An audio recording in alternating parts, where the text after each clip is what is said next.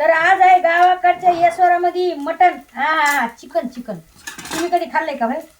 जेव्हा समजा गावाकडे नाही का कंदुऱ्या बिंदुऱ्या करते, तर त्याच्यामध्ये हे येसवर वापरलं जातं. तर इकडे मी आपला घरचा मसाला टाकलाय बरं का, आणि काळा मसाला आणि अद्रक लसण अद्रक पेस्ट टाकली. हा थोडा हलवून घेते.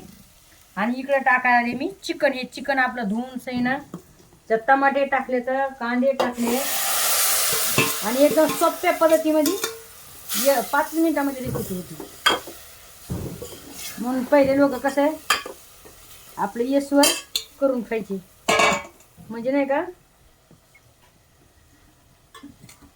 पटकन दिसेना. येसवरामध्येच आपलं येसवरामध्ये आपण मस्तपैकी कोड्यास करू शकतो.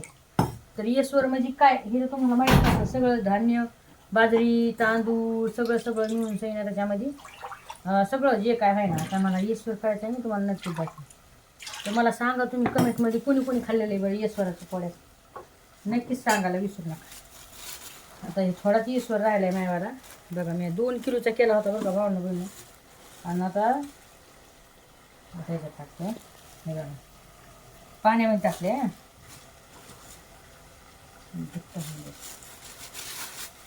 छान होती अशी भाजी, मस्त होती, न काही जास्त टेन्शन. आता हिला गरम करते मी.